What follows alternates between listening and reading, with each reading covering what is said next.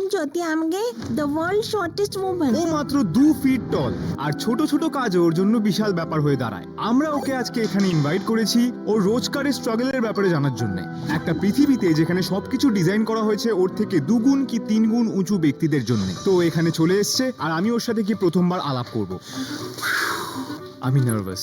আমাদের কাছে একটা লিস্ট আছে যেখানে ওর সাথে আমরা 10টা জিনিস করব এটা জানার জন্য যে এক্স্যাক্টলি লাইফ কেমন ওর জন্য একটা সাধারণ ব্যক্তির তুলনায়। ও মাই গড, সো কিউট। হাই, তোমার সাথে আলাপ করে ভালো লাগে। Hello. ও মাই গশ, ও ভিডিওর থেকেও বেশি ছোট দেখাচ্ছে। হাই। Hi. ওর সাইজ হয়তো 2 বছরের বাচ্চার মতো, কিন্তু ওর বয়স 30 বছর। ও কোনোদিনই এর থেকে লম্বা হতে পারেনি একটা রেয়ার জেনেটিক ডিসঅর্ডারের জন্য। ওর জন্য চলাটাও একটু মুশকিল হয়ে দাঁড়ায় বোন ডেভেলপমেন্ট ইস্যুসের জন্য। ওয়াও, আমি খেয়াল করলাম পয়েন্ট এ থেকে পয়েন্ট বি অবধি পৌঁছতে ওর বেশ কিছুটা সময় লাগছে। কিন্তু আমরা শেষমেশ রুমের উল্টো সাইডে পৌঁছলাম। Guys, hello Hello. হ্যালো। আমরা জমজ, তুমি কি বলতে পারো? না, যে রাইটার আছে সে বেশি হেলদি, আর কিছুই বলছি না। জ্যোতির ডেইলি পার্সোনাল প্রবলেমস গুলো কি করে ট্যাকেল করে ওটা দেখার জন্য আমরা দেখব ও ফার্স্ট হ্যান্ড কি করে প্রবলেমগুলোকে ফেস করে। শুরু করছি ওর মর্নিং রুটিন থেকে। আসলে আমি জানতে চাই তোমার মর্নিং রুটিন কিভাবে আলাদা একবার আমাদের। দাঁড়াও, তোমার জন্য একটা প্রশ্ন আছে। ওখানকার ওয়েদার কিরাম আছে? ওটা একটা জোক ছিল। Bye bye. এখন চলো দেখা যাক জ্যোতির মর্নিং রুটিন কিভাবে আলাদা নর্মাল লোকেদের থেকে। চলো আগে দেখা যাক। আমি দেখতে পারলাম যে ওর সিঁড়িতে উঠতে কষ্ট হচ্ছিল, ওই জন্য আমি ওকে কোলে তুলে ওকে ওয়াশরুমে নিয়ে গেলাম। আয়নাটাও অনেক উঁচু ছিল, ওই জন্য আমি ওকে আবার কোলে উঠালাম আর ওর আয়নার সামনে রেখে দিলাম যাতে ও মর্নিং রুটিন করে ব্রাশ করা। তাহলে ব্রাশ করার পরে তুমি চান করো কি করে?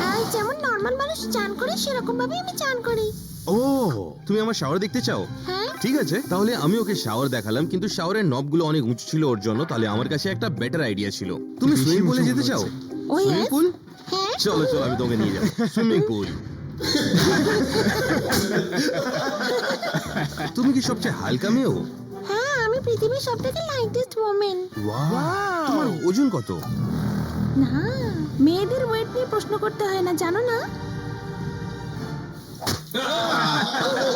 আমার ওয়েটটা ফেমাস, সেটা পৃথিবীর সবাই জানে। তাহলে আমি তোমার ওজন জিজ্ঞেস করা বন্ধ করব, আমি ডিরেক্টলি দেখে নেবো এখানটায়। ও মাই গড, 14 পাউন্ড, 30 গুণ কম এর থেকে। কিন্তু এই যন্ত্রটা ভাঙা আমার জন্য। জ্যোতিকে কিছু সাহায্য লাগে সকালে জিনিসগুলো করার জন্য, কিন্তু ওইটা ওকে থামায় না একেবারে। আমরা জানতে চাইলাম যে ও কিভাবে এত পজিটিভ থাকে এতগুলো চ্যালেঞ্জেস ফেস করার পরেও। সেই জন্য আমাদের কাছে কিছু স্পাইসি কোশ্চেন্স আছে যেটা সবাই জানতে চায়।